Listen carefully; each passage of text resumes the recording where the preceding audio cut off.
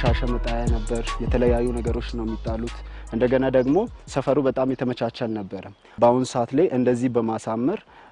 ሳር በመትከል እንደዛም ባለፈ የተለያዩ ከርብስቶኖች መንገድ እንደገና ለህዝቡ እንዲመች ለህዝቡ ምቹ እንዲሆንና የተለያየ ነገር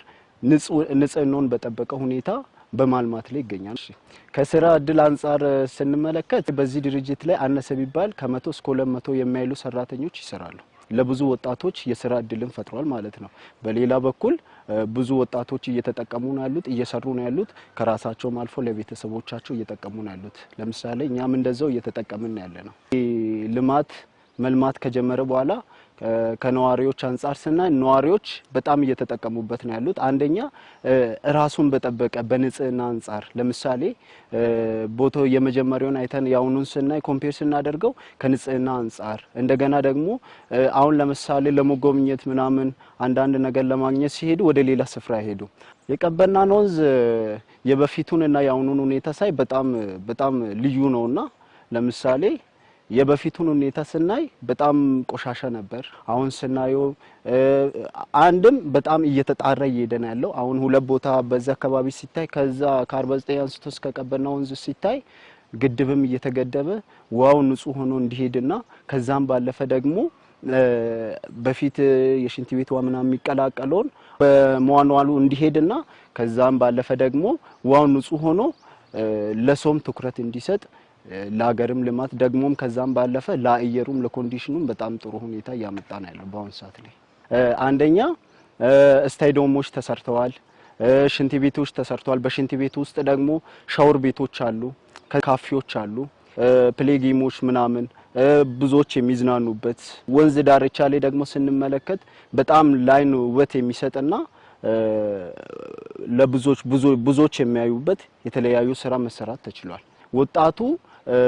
ለተሰራው ፕሮጀክት ለለሞ ልማት እንደራሱ ልክ እንደራሱ አድርጎ እየተንከባከበ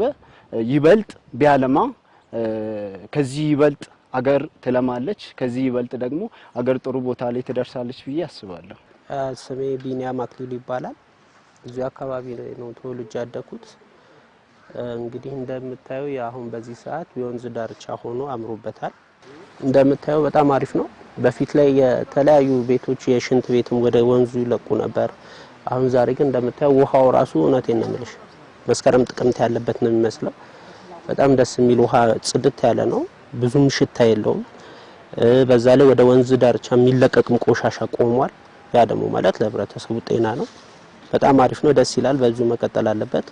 ፕላስ እንደምታዩ ይሄ አካባቢ ቦታ አሁን በዚህ ሰዓት ይሄ እንደዚህ ቦታዎች ላይ የስፖርት መስሪያ ጧት ላይ የተለያዩ ሰዎች የአካባቢው ህብረተሰብ ጧት ሩጫ ይሮጣል ለአካባቢው ሰው በጣም ደስ የሚል ኢንቫይሮንመንቱ ራሱ እንደምታዩ የሚሰሩት ህንጻዎቹ ራሱ ጽድት ያሉ ናቸው ጥሩ ነው ሞር ከዚህ በላይ በለጠ እንጠብቃለን እንደምታያቸው ወጣቶች ጽዳት እየሰሩ ነው ያሉት ይጸዳል ከዚህም በላይ ተሻለ ነገር እንጠብቃለን የተለያዩ ነገሮችን ማምጣት ነው እንደምታዩ ኮባ አለ እነዚህ አታክልቶቹን ለአካባቢ ግሪን ኤሪያ በመሆን ከኤምባሲው ጋር ካለው ከውበት ጋር ተጣምሮ በጣም ቆንጆ ነው ከዚህ በኋላ እንግዲህ መንግስት ሰርቶ የሰጠንን እኛ ወጣቶች በኃላፊነት